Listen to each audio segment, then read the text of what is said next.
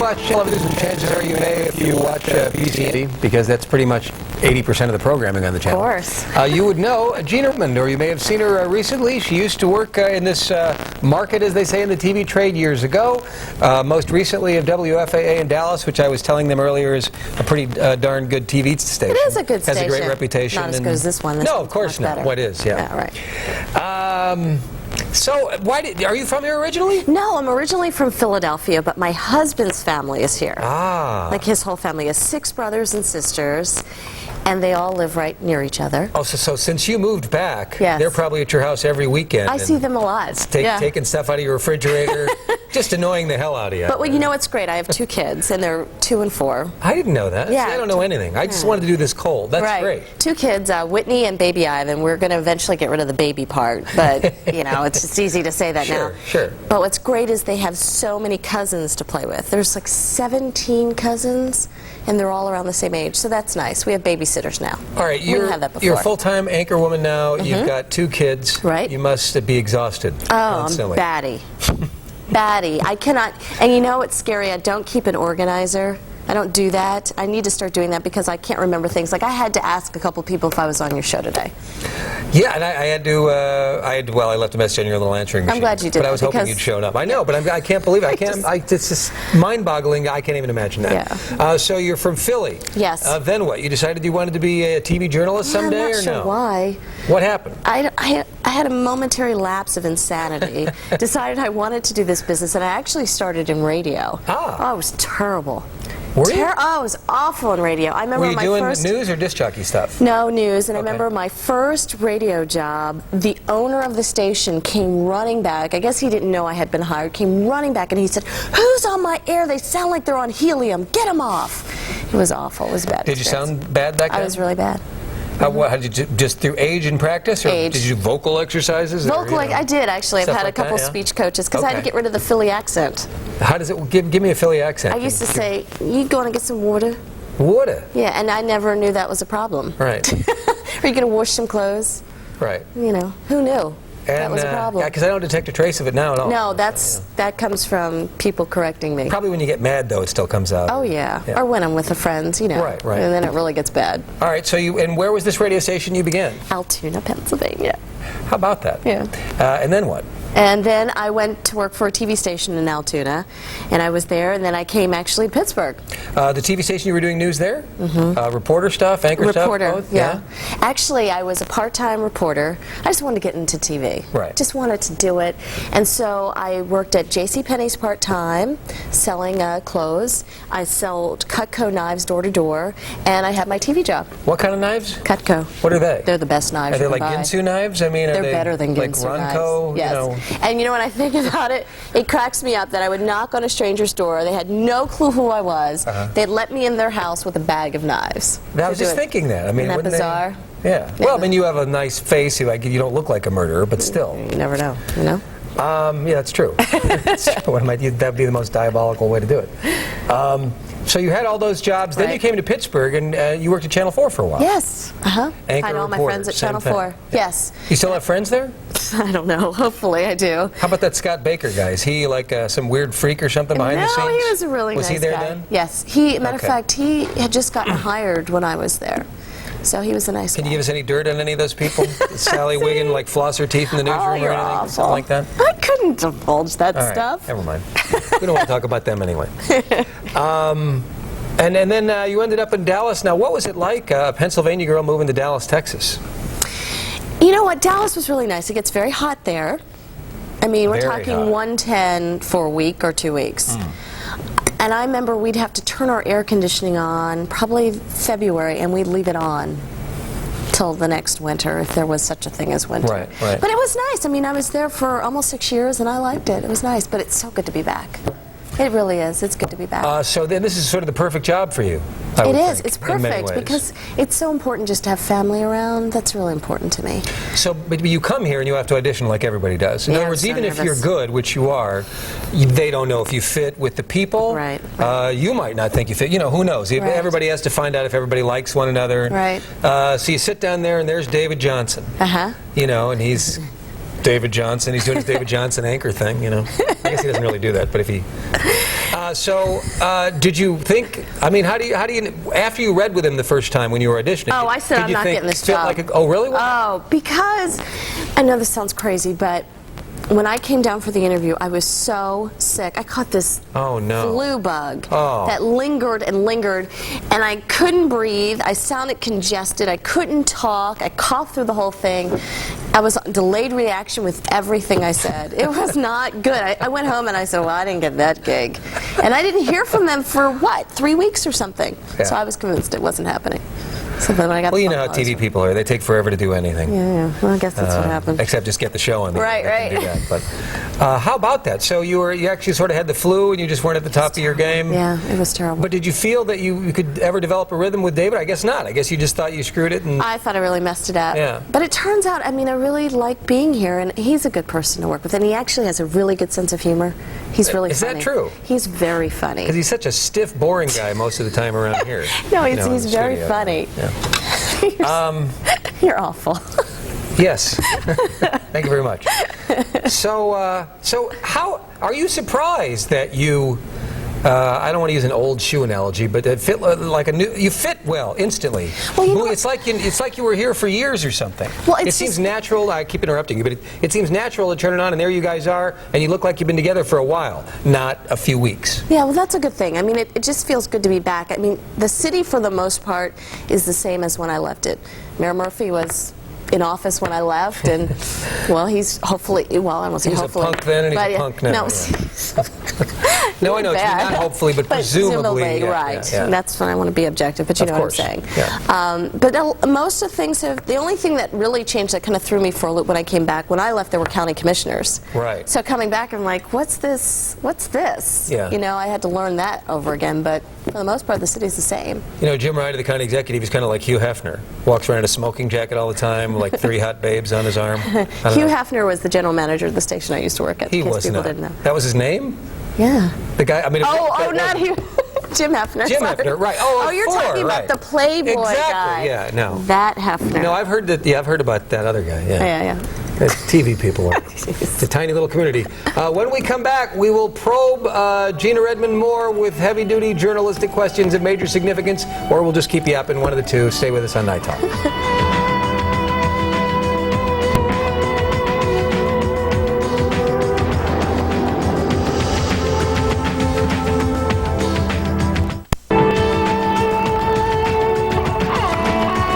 Gina Redmond is here. She's the brand spanking new Channel 11 anchor. She works with Dave. She'll be on the news at 11 o'clock. And Dave will be on the news in 15 minutes. Yes. I want people to watch the 11 p.m. news. Yes, definitely. They are. Well, they apparently are in droves. Apparently, it's a big thing. You've covered a lot of stories, I'm sure, in your time. Any that come to mind in particular that had an impact on you? That's sort of a standard question you ask reporter anchor types. I'm trying to think. I've met so many neat people, and I'm trying to think of the person that intrigued me the most, and there were a couple that really stood out. I got to meet the Duchess of York. She came on our show. Yes. Sarah Ferguson. Sarah Ferguson, the Duchess of York. She's very down to earth, I assume? Extremely down to earth. And it was funny because when she was, I used to host a show called Good Morning Texas while I was there. Yes. And this is a big show there, isn't it? Yeah. What time's that on? 9 to 10. I've heard of that show. And we were all very nervous about her coming on because we didn't know if we were told, don't speak until you're spoken to, do not extend your hand to do a handshake because it's improper protocol. Come on. Well, you don't want to offend a royal. So we were so nervous, and then so she comes up and she says, oh, please shake my hand, and she was very neat and very down to earth and very forthcoming, and I really enjoyed meeting her. Al Jarreau was a neat person, and everything he says, he kind of sings it. So he really did? He really did, yeah. He was neat, but everything was like, how you doing, Gina? You're just a great girl. And I was like, so that he does little percussion jazz riffs amid that's really funny. So that was... you have that old interview laying around on tape. Bring it up sometime. But, I mean, and that was kind of neat. And then Laura Bush, of course, at the time, she was married to Governor George Bush of Texas, so we had her on the show before she became First Lady. And she's a lot smarter than he is, isn't she? Maybe you shouldn't say that, actually, because you're the news person, so you're neutral. But she's very intelligent, very well spoken, and it was just neat to meet her too. You didn't meet the drunken offspring, did you, the kids? Okay, good. No, I didn't meet any daughters. So, young people must say, they say, Gina, I want to get into broadcasting. Don't do it. So would you, I wouldn't want my kids getting into broadcasting. It's a tough business. No, that's interesting. Well, I mean, I'm aware of that, but, well, you have 2 kids, that's right. You'll be faced with that one day. They're 2 and 4 now. But my daughter thinks everybody's on TV that works, and I don't want her to think that, because it's not. I would not want my kids to get into this business. And when we have interns that come through, I always try to tell them, and I wish someone had told me this, because when you're coming through, you think everybody's going to be the next Barbara Walters, and it just realistically, it's a tough business. You really do have to have a thick skin, and you can't take it personally when someone says, your hair doesn't look right, or I don't like the way you sound. I mean, because that's realistic, that's the business. And if you have thin skin at all, you will not make it. So you were wounded as a young broadcaster many times? I was wounded so many times. From you need to lose like 50 pounds to your makeup doesn't work, your hair doesn't work, or your voice isn't working. It's just the business. But I think you can take every bit of criticism you get, analyze what you think applies, and then try to work and get better. Because when I get on the set, I take it very seriously. And it took me a couple of years to get to that point. Because when you're first starting out in the business, it's new, it's fresh, it's fun. And then you realize this is a serious job. And so when I'm on the set, I don't talk a lot. I'm not overly friendly on the set because I'm focused. And I really think it's important to try to be perfect. Perfection is very difficult to achieve, but if you can strive for that every night, then you're pretty much guaranteed to have a good show 90% of the time. That's very important to me. People think it's easy to be an anchor person. Come on, everybody can read aloud. I happen to agree with you that it is tough, but what's so tough about it for people who are thinking that right now? You know, the best analogy someone gave to me when I was in the business starting out, they said a good anchor is a good actor, but someone who truly cares and understands what they're acting about. Because every story you read, you cannot read it the same. It has to be different because you're selling the viewer that story, whatever the story may be. And that's hard to do, especially when you have people talking in your ear. See this earpiece? Why are you wearing that now? It's just habit. I feel naked without it. But, I mean, you have someone, when breaking news happens, the hardest thing is to remain calm, cool, and collected, and keep your concentration. That's not easy. It is not, is it? That's very true. And you have to look like you're on top of it, even if you have nothing to say. You might have to repeat what little you know over and over again. Exactly. Creating the impression that you know something when you know nothing. Exactly. But then on the flip side, it is a great job. I mean, there's a lot of pluses to it as well. It keeps you well informed. You get to meet some very unique, interesting people. Hey, I get to meet you. Yeah, whatever. All right, okay. That's the downside. But I mean, it's a rewarding business, and obviously I must like it because I'm still in it. Although I have to say, much of my graduating class from Penn State has gotten out of the business. Oh, really? A bunch of people who got into it when you did, they have left. And what happened? They wised up, became attorneys, got into public relations. Some were blessed and got to stay home with their children. I mean, so, you know, it's just a wide spectrum, but a lot of people got out. Because you know, there's a lot of bitchers, moaners, and complainers in broadcasting. You know, no, that wouldn't be me. Are you one of those? No, are you? Yes. Well, yeah. But I just wondered if you have gone home over the years, and I assume you've been. Well, what I try to do now, and it's taken me a long time to get to this point too, is not take it home. Ah. That's smart. Difficult, but smart. Yeah. When I had kids, my whole perspective on news changed because stories involving crime, involving the death of a child, really started to bother me. And when I was single, without children, and just kind of living my life for myself, you know, it bothered me, but not to the extent it does now. Now when I read a story about a child who, I don't know, died at the hands of their parents or something, it hurts. And so when I read those stories, I try not to get too emotional about them because it really bothers me. What's the most annoying thing you found so far about David Johnson? Does he floss his teeth on the set? Let me see, what's the most annoying thing about David Johnson? He just walked in the studio, but he doesn't know. No, David doesn't really have any annoying habits. Nothing? No. Doesn't chew gum? No, he doesn't. It's like, have any what? Annoying habits. Class, I thought you said. No, we didn't say that. No, he's a good guy. He's one of the best co-anchors that I've had, and I've had quite a few. Have you had some crummy ones? Oh, yeah. And what's wrong with them? Oh, Without naming names. No, I know, but I've had co-anchors that just leave you out to dry. Like knowing full well, like you're missing a script from your stack, and knowing you don't know it and just leave you hanging, then look at you like you're an idiot for not reading the right story. Because it's a vicious, backbiting little industry, isn't it? So And that's why you wouldn't let your kids go into it. Yeah, that's really why. It's a tough business.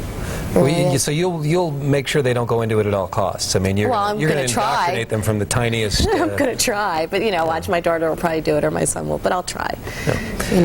So future goals: just do the best job here that you can and live out your life. Or that's my career is part of my future goals, but my ultimate goal, I know this is going to sound corny, but to be the best mother and wife that I can be. Sounds corny, but that really is it. I mean, because I look at my rearing of my children as my most important job, because if I can do that right and make them well-adjusted, happy individuals, then I've succeeded. And I think in going along with that, I need to be a good wife, too, to my husband, good spouse. All right, well, on that incredibly happy note, I love Lassie, and we're all one big happy family. Oh, Reg.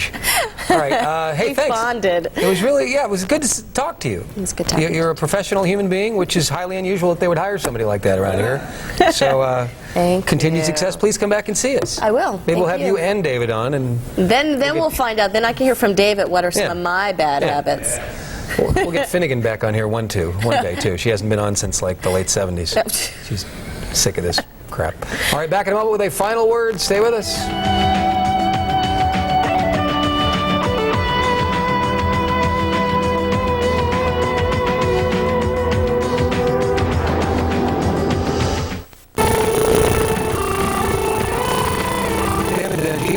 Gina gave us absolutely no dirt on you whatsoever. Trained her well, and the beginning of it worked. So, are you, not to obsess on this minutia too much, but are you amazed that you fit well together? Or it seems to me that you do. And I'm not just saying that. I mean, I guess it sounds like I'm not saying. No, I think we do, and she's a great lady, and she's almost good at her job, and it does. We're friendly right away. I think we work well together. I don't know if she told you this though about herself. Do we have a lot of time left? No, but probably enough time to say this. We really do? Oh yeah, we do. Dickie says, all right, yeah. Okay. There's one thing that she does, and it's maybe I shouldn't say this. Oh, but, go ahead. Okay. Right before news time. What was my mic wasn't off, was it? Was there a problem? The Channel 11 sensors are everywhere. Big Brother is everywhere. Unbelievable. Well, that'll have to be for another night, I guess. Tomorrow night, Mark Madden. There'll be no censoring that whack job. I hope to see you then. Have a good evening, everyone.